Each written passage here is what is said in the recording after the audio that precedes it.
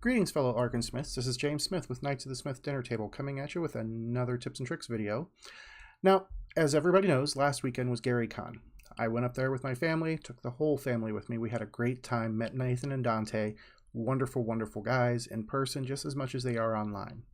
Had a lot of fun, met lots of different users, had a whole bunch of new users who look like they're going to be joining us, and the guys got to rub elbows with some of the big names in the industry, so hopefully this all pans out and really helps explode the popularity of our favorite virtual tabletop. Anyway, onward to the topics today. I was going to do a bit on FlowScape and how to integrate videos that you can take from FlowScape into the toolkit. However, I'm having some problems with the pack creator, so that's going to have to wait until another day. In the meantime, I want to thank Paul Watson for gifting me a copy of FlowScape, and I promise you there will be an episode coming up sometime in the near future where I will be doing FlowScape videos into Arkan Forge's toolkit. Now, on to the next topic, character tokens.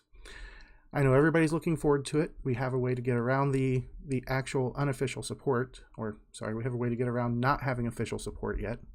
Let me rephrase that. And we do it via the pack creator, and this is kind of going to cover how to use the pack creator as well for objects. Now, I already started up my pack creator because it does take a few moments to load. And as you can see here, when you have it started, I've already got one. See, I'm already working on the FlowScape. However, I am going to add a new pack. And I'm going to name this pack KOTSDT Saturday Heroes. Now this is going to be for my Saturday night game. Sorry, my mic's moving. Then once you've got it named, you can edit it. You click next. Here's where things get a little different. Right now we're just going to cover cartographers. I'm going to come back and I'll try and cover soundscapes importing later because I noticed there's been some questions about how to import music and sounds and everything. Now, for now, we'll go in here. We're going to select objects because you have to import them as objects. You don't have to, but I typically clear out all the normal ones because all the normal presets, so that way I don't lose the preset I'm going to be working with. So I'm going to clear all those out. I've added a new one, clicking too fast. And I'm going to say tokens, put the hyphen in there, and that's going to create a sub or a upper folder. This is going to throw it into the tokens folder that I've already created, and then Saturday Night Heroes, and then click this. Now, it's very important that after you've imported objects that you click on the arrow there and put them into a preset. If you don't put them into a preset, they aren't going to show up over here. For one, and then when you import the pack later, they're not going to show up as imported. Now, click over here for objects, and I am going to go to the folder where I've got all the tokens, copy it with Control-C, come back in here, Control-V, hit enter, and there you can see those same files. And click the top one, hold Shift, click the bottom one. Not sure what the command is for Mac, but I'm certain that Lee can help out with that. But as you can see, I've got them all selected, and then I'm going to click Open, and it has populated them over here. Now at this point, you can click here and rename the object or token, whatever it is that you want. However, especially with tokens, this is where it's going to be important. You want to preview it. A lot of these tokens have shadow effects and everything, as well as they tend to go outside the grid. So you want to resize it, and I have found with the tokens that I use, which are Greg Bruni's as well as Devon Knight's, if you go to 0.8, it gets really close. So let's go 0.75. That gets most of the token inside. Then you hit enter, and then you come back up here and you click that to add it to the preset. Now, as you can see over here, the name of the token turned yellow, and that's going to be important to let you know that it is in this preset. So if I created another preset, name it Dope, click on it, the token that appeared over here disappeared. This changes from yellow to white. That's going to let you know once it's white like that instead of gray like down here, that's going to let you know that that item is in a preset. So let's get rid of that. We're going to reopen this one, come back through. We got another one, 0.8. That's going to be close enough for my tastes. Add it. And then I'm going to do it for each one of these guys. That's a dwarf, so we do want him a little smaller.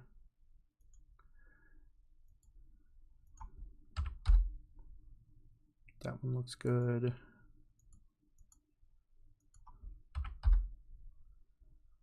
That one looks good. And that one looks good. All right, so once all these are in the pack and they're all showing up over here, click Save and Exit. Then you can click Return to Menu. Now, at this point, you can do this before or after. If you have Edit selected, you can click here and change the artwork that appears here. So that way you don't just have the normal standard toolkit. And I may come back and change this here in a bit. I'm not going to do it right now because I can't think of any images I want to place there. So once we've got it all saved, we can close the pack creator. I'm going to close this folder. And then you're going to come up here and click on this tab right here called Custom Packs. Import custom packs. Now, wherever it saves it to, that's where your pack file is going to be. And the pack file ends with .rw pack. Select the one that you want to import, select it, and sometimes it's quick, sometimes it's slow. It depends on the size of the file. The bigger the file, the longer it's going to take. Excuse me. We don't have a progress bar yet, so you're just going to have to be patient and wait for it to finish loading. And then I'm going to start up the toolkit. This might take a moment because my toolkit has a lot of packs. So we're going to take a moment here and wait for everything to load. I have a metric ton of packs. There we go. All right, so then we're going to go in here and I'm going to find the map I want to use. We're going to go to my Pathfinder maps, Shattered Stars, and Entrance Chamber. Now, this is where we get into, first we're going to add the tokens. Now if you scroll, and I've got a lot of stuff to scroll through, find tokens. It's going to expand to the first set. Now if you notice, as you're scrolling down, each of these are subsets. That's what the hyphen in between the set is for. So if we come down here to Saturday Night Heroes, the word before the hyphen was tokens. The words after the hyphen are the name of the subfolder that they're all going to be in. All right, so I'm going to throw Sir Andros in here, and we're just going to use Sir Andros for now. Then the Dungeon Master turns on the Fog of War. This is what's cool. This is what's going to allow us to use tokens before tokens are officially supported.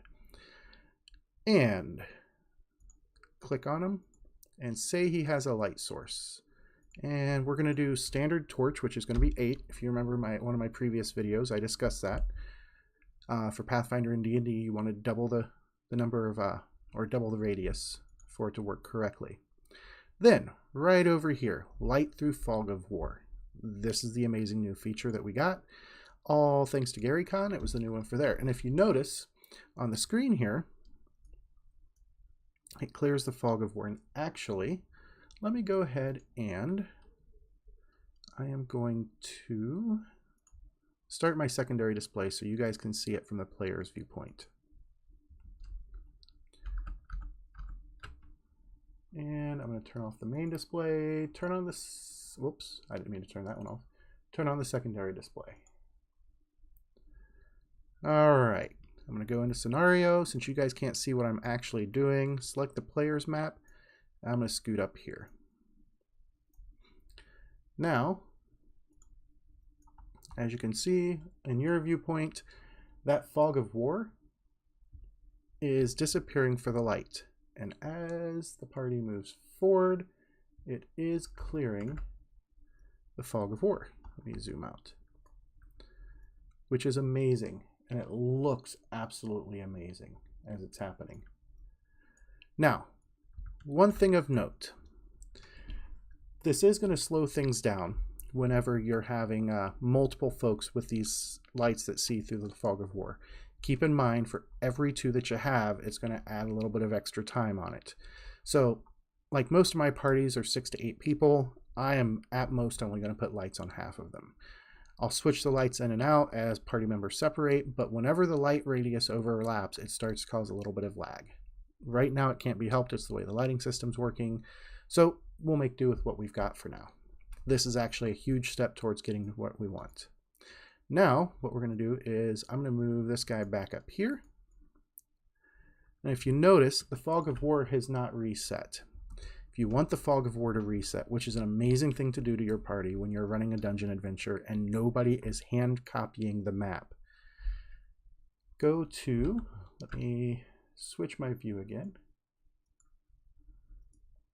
So you go here, this little checkbox here, persistent fog. What that means when it's checked is whatever's cleared stays cleared. You uncheck it, and we're going to reset the Fog of War. Now, while this is still going, as he moves forward, let me switch you back onto the other view because it's not going to show it as well on the main display as it does on the player's display. Minimize that. And that's OBS that I'm using to record the videos, if those of you who aren't familiar with it. All right, let me zoom out. So keep your eye up here where the adventurer is as he moves forward. The Fog of War recovers. So it goes back in as the party moves. And I'm going to turn the light up so you can actually see it a little better. So we're back to daylight. And as you watch that room down at the bottom. That Fog of War closes in behind it. This is going to be a great tool for dungeon crawls, because then if nobody in your party is actually copying a map, they'll forget where they've been. Hit them with something big, you can chase them out. And then the real fun ensues as they're trying to remember which way is out because they can't see the map ahead of them. Just another great little tool. Now, one last thing that I'm going to discuss. This is going to be a rather short video today. I have partnered with an artist who happens to be one of my gamers. He's a very good artist. His name is Will Eagle. Will and I are creating our own pack. We're going to do a set that is a bunch of repeatables, tiles, and objects that are geared towards apocalyptic settings. Once we have all that done, we're going to move on to other settings. We're going to kind of shy away from fantasy and sci-fi because a lot of people are doing those. And we're going to hit the niche, the real niche, genres. So we're going to do apocalyptic, Western, probably some pulp, maybe a superhero genre. That one I'm not sure about yet, but we are going to be releasing a set of packs. It's going to be built specifically for the toolkit. However, it will be useful in any other virtual tabletop if you're not yet using the toolkit. All right, so hopefully my video was helpful. Hopefully I covered this all great today. If you got any questions or anything, hit me up on Discord, or you can pop them down in the comments down below. Like, share, subscribe if you haven't already, and I'll see you guys next week for the next episode.